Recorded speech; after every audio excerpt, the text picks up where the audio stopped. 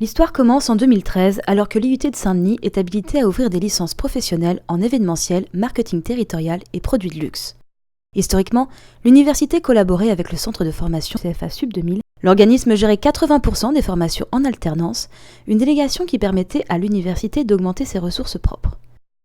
Le fonctionnement était simple. Le CFA Sub 2000 assurait le suivi des formations au niveau administratif, financier et pédagogique, et l'université dispensait ces formations. Les entreprises pouvaient débourser jusqu'à 8 000 € par contrat d'apprentissage. La région Île-de-France, elle, subventionnait à hauteur de 3 000 €. Une aubaine pour ce partenariat puisque le CFA Sub 2000, réceptacle de ces versements, conservait seulement 10% pour sa gestion interne et reversait 90% des ressources collectées à l'université.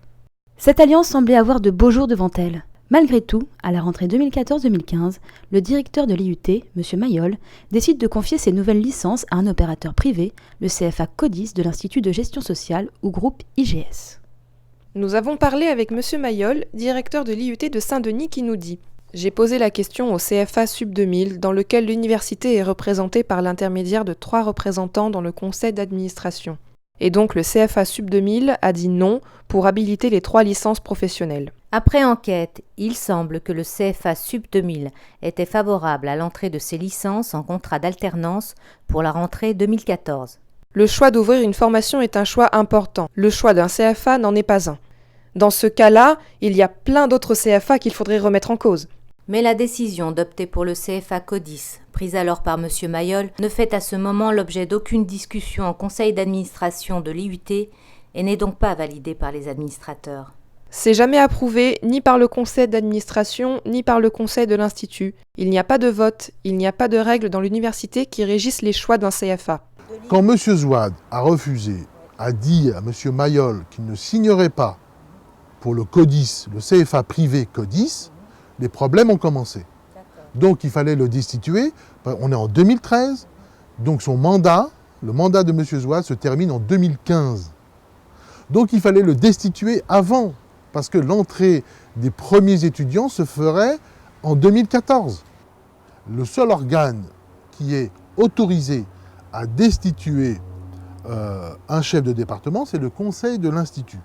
C'est, si vous voulez, le conseil d'administration, où il y a tous les chefs de département, le personnel administratif, il y a à peu près une quarantaine de personnes. Et il y a les professionnels, il y a les personnalités extérieures, les représentants de la mairie, etc., du ministère, du rectorat, etc. Donc c'est un organe sérieux. Donc pour valider la destitution, il fallait justement trouver des allégations comme quoi il y a un dysfonctionnement. Il y a du vol, il y a du fictif, il y a du communautarisme, parce que, et on est dans une période où ça plaît, où ça parle aux gens.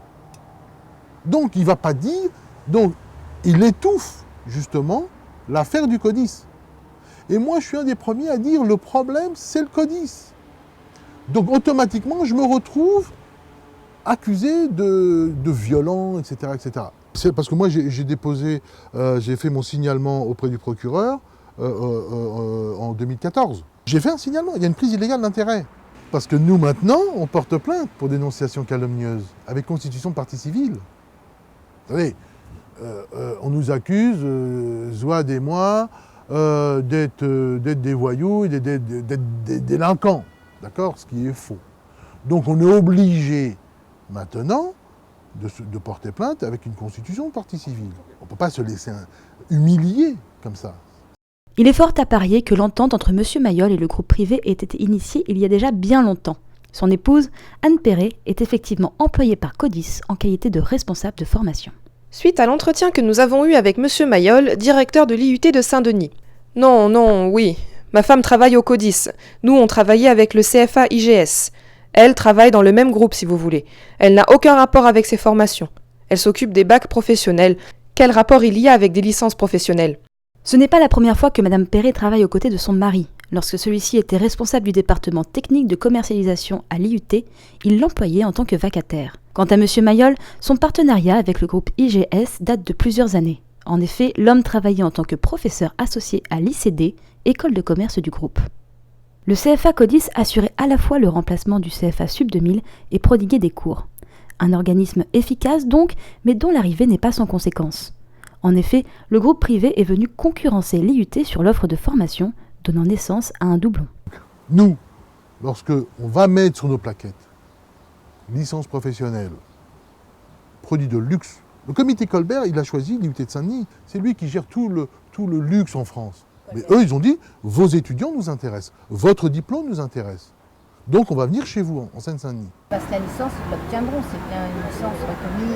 Ah oui, ceux qui s'inscrivent, oui. Mais là, il y en a très peu, on les envoie au CODIS.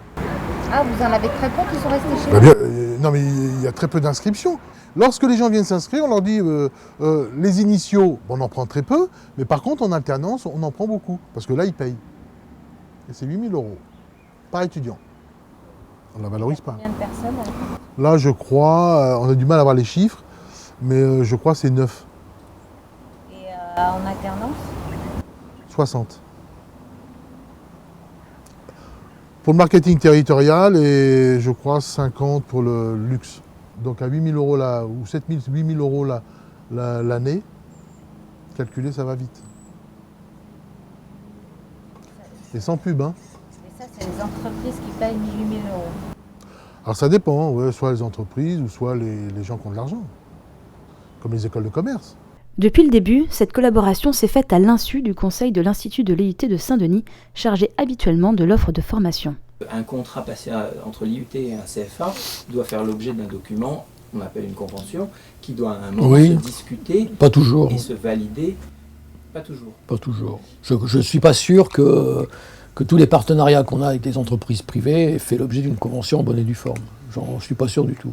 Moi, je ne peux pas avoir de lisibilité là-dessus parce que le rôle du conseil de l'IUT, il est de valider le projet de maquette qui est transmis au ministère, tous les ans de valider le programme de formation, et donc de vérifier que les maquettes validées, intégrées dans le PPN qui sont confiées à l'IUT sont bien exécutées.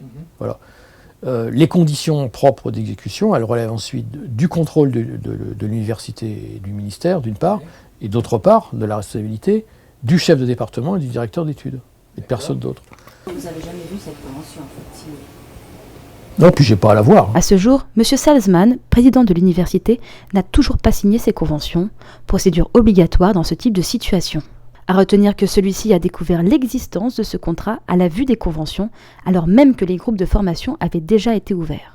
De quoi nourrir les inquiétudes des étudiants. En effet, si le président n'autorise pas les conventions, peut-on réellement fournir un diplôme? Il semblerait que M. Salzman n'ait pas le choix.